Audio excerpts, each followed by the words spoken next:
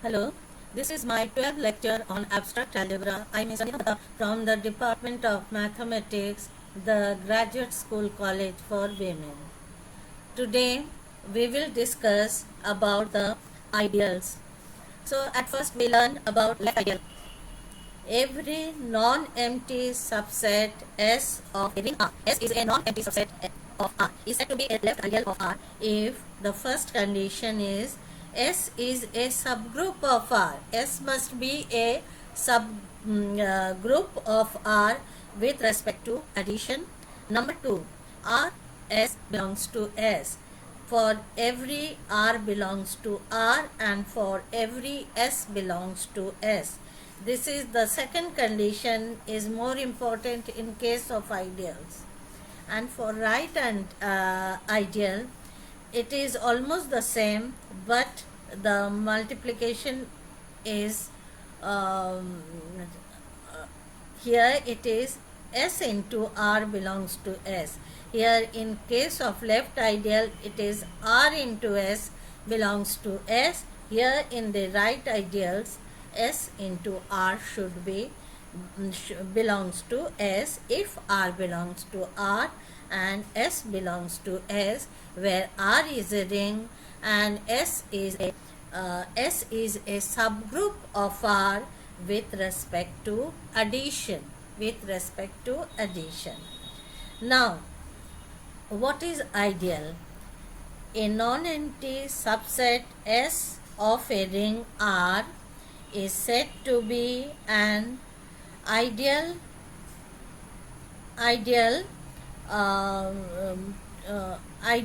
if and only if it is both the left ideal and a right ideal. Here see that in case of ideal, R into S also belongs to S and S into R also belongs to S, being the other condition, that is R plus it should be a additive group. It is in both the cases. So it should be to be a ideal, it should be left ideal as well as in the right ideal. That is R and S and R both should belongs to S. So if S is an ideal of a ring R, then S is also a subring of R.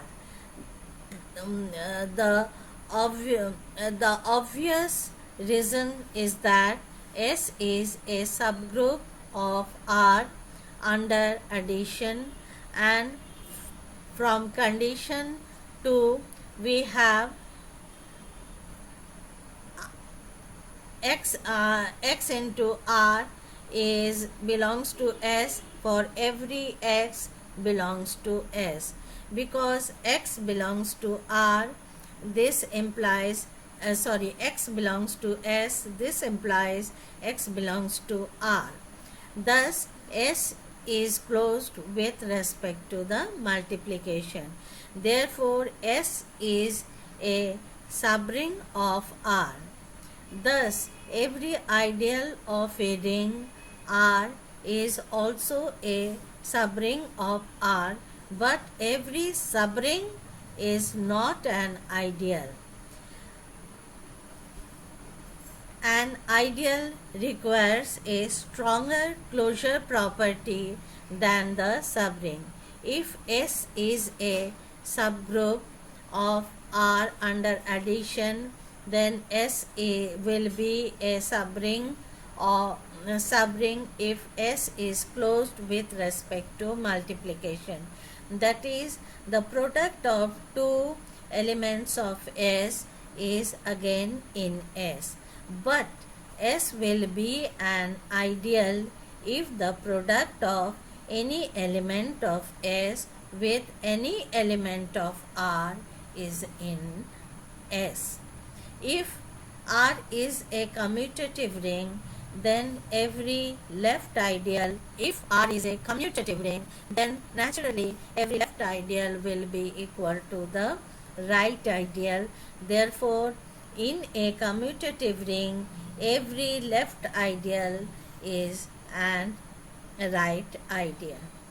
Now note it, if we are to prove that the non-empty subset S of a ring R is an ideal of R, then it is sufficient to prove that A belongs to S, B belongs to S.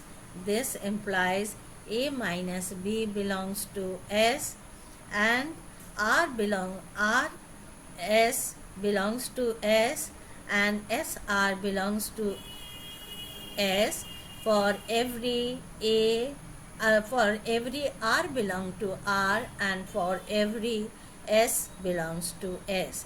Obviously, the condition 1 is sufficient condition to be a subgroup of R under addition. If R is a commutative ring, then the condition 2 will be come under more simple, and then the RS belongs to S for every R belongs to R and S belongs to S. Every ring R is always possesses two improper ideals. One is R itself and the other is 0. These are the positive, these are respectively known as the unit ideal and the null ideal. So any other ideals of R is called the proper ideal. A ring having an proper ideal is called a simple ring. Now, algebra of ideals. We will prove this algebra. The intersection of any two left ideal of a ring is again a left ideal of the ring. Let I1 and I2 be the two left ideals of the ring R. Then I1 and I2 are the subgroups of R under addition. Therefore, I1 intersection I2 is also a subgroup of R under addition.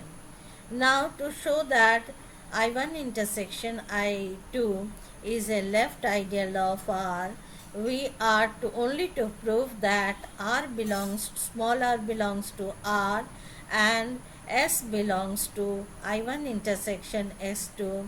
This implies RS belongs to I1 intersection I2. We have S belongs to I1 intersection I2.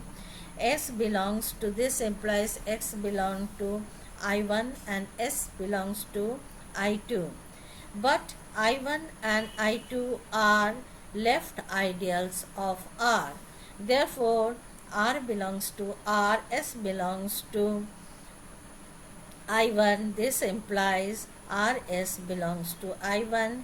Similarly, R belongs to R and S belongs to I2. This means implies RS belongs to I2. Taking this together, we can say that RS belongs to I1 and RS belongs to I2. This implies RX belongs to I1 intersection I2. Hence, I1 intersection I2 is a left ideal of R. Now, prove that the intersection of two ideals, here previously we did two left ideals, now we are going to prove that the intersection of two ideals of R is an ideal of R. Let S and T are ideals of R. Then S and T are subgroup of R under addition. Therefore, S intersection T is also a subgroup of R under addition. Now, to show that S intersection T is a ideal of R, we are only to prove that R belongs to R and S belongs to S intersection T. This implies RS belongs to S intersection T, and SR belongs to S intersection T. Because we are going to prove ideals, that means we are to show left as ideals as well as the right ideals. So we have S belongs to S intersection T. This implies S belongs to S and S belongs to T. S and T are ideals of R, therefore R belongs to R and S belongs to um, S. This implies RS belongs to S and SR belongs to S, and R belongs to R, S belongs to T. This also implies that RS and belongs to T and SR also belongs to T. Combining these two, we can say that SR belongs to T and RS, sorry, SR belongs to S and SR belongs to T. So SR belongs to S intersection T. So S intersection T is also an ideal of R. So student, today this much only. Thank you.